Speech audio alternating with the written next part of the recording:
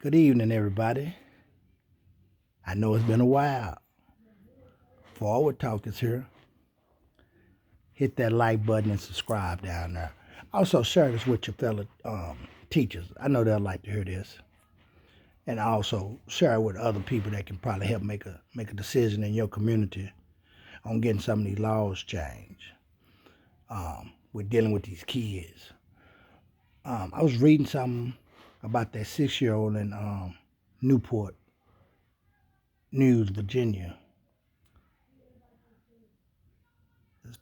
The AP, the assistant principal, was convicted on that. The mom got 2 years, which she should, for allowing that kid to get the gun.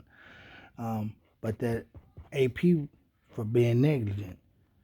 And I hate to say this, but this happens so many times in these schools. When you tell these administrators something, they just totally ignore it. They just bypass what you're telling them. That stuff has to stop. Hopefully this will be a wake-up call.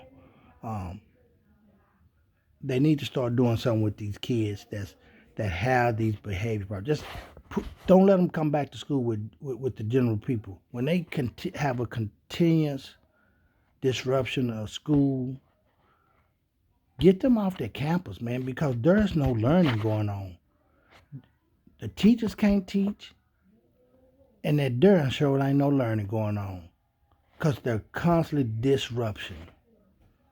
And that kid there is a prime example of constant disruptive behavior, because prior to that, they said the kid was already choking the teachers. They'll allow him back. If that type of behavior is going on, send him off and don't let him come back. There's no teaching. Well, another thing we have to do, we got to quit making up excuses for these kids. I've said this before, and I'm going to say it again, and I'm going to keep on saying it. We're failing the kids. The school system is failing the kids. And the reason I say they're failing the kids because, especially those kids that sped kids that's had these behavior plans and BIPs and IEPs. In society, the police don't care nothing. They don't even know nothing about a BIP or IEP. So we failing them and by not preparing them for the real world. The things that they put in them BIPs and IEPs to allow them to have destructive behavior, we fail them because in society you can't have destructive behavior. So what happens is we allow them to do that. So when they get out of here in society and continue with that destructive behavior, guess what? They end up on a T-shirt. They're going to end up on a T-shirt or in that penitentiary. And then everybody's complaining, oh, you didn't have to do that. Yeah, they had to do it.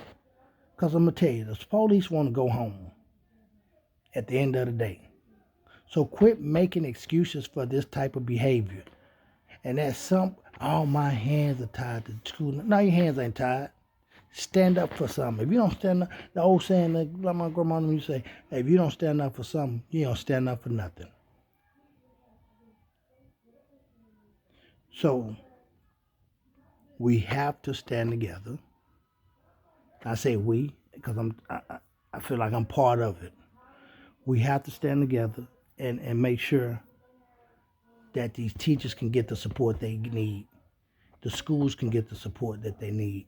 And here's another thing. I notice parents always get mad. Well, the metal detectors. It's not always that they came through the metal detectors. They might have came through another door. I'm speaking for middle school, high school.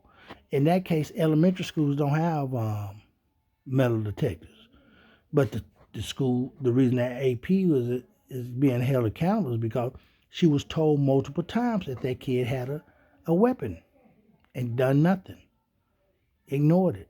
So to the administrators, when your staff tell you something about a kid that's a constant behavior problem, let's try to remove that kid from the school or do something. Hey, I get it. The money. All money is not good money. You failing that kid and you failing the other students by allowing that kid to remain on that campus with these type of behavior. So let's just remove him from the school, he or she, give them a homework packet, let them work from home. We can let them work from home. That's what you can do. Then they can come to school and take their tests on test days if they can't do what they're supposed to at school. I remember when I was in school, man, it's just funny because it wasn't called DAEP when I was in school. We used to call it Metro. So you would look for some of your friends and say, man, hey, man, where's such a? Oh, yeah, Metro. You'd be like, damn, yeah, Metro? You've been in Metro all year. That's what we got to go back to. Letting them stay over there where they belong, because you can't teach with this type of behavior. You just can't do it. Also, if you're an administrator listening to this video, you need to support your staff. A lot of staff feel like the administrators don't support them. I get it. The kids. Hey, what about the staff, the teachers that these kids are cussing out, getting up in their face, putting their hands on them? Again, I say this all the time. Listen to me. Every teacher didn't grow up privileged. Some of these teachers grew up like these kids, or grew up in a worse situation than these kids. They're not going to allow them to talk to them or treat them like they treating them. So if you supporting the teachers, I suggest that you pass this along.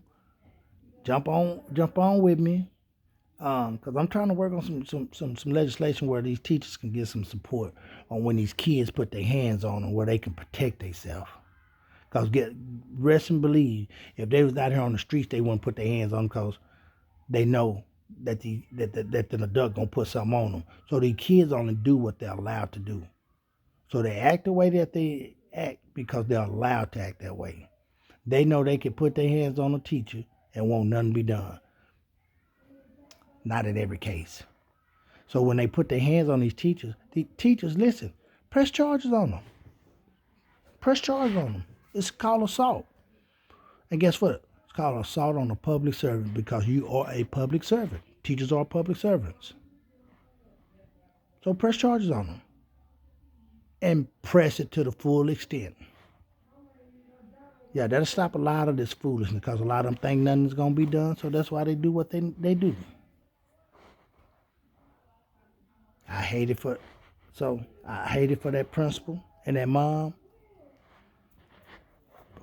Like I say, principals, administrators, y'all got to be firm and strong too. You got to be firm and strong.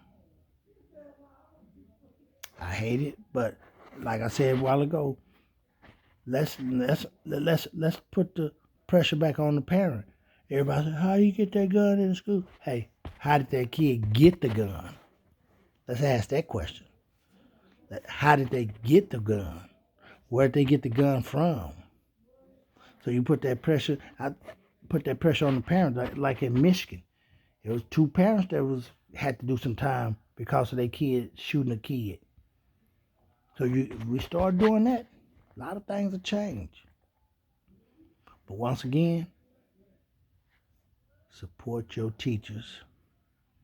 Let's stay on these kids and start guiding them the right way. Let's hold them accountable. Support the teachers and hold the kids accountable. Again, hit that like button, subscribe, pass it on to your teacher friends, and whoever else you know. Let's support. Thank you. Forward Talk.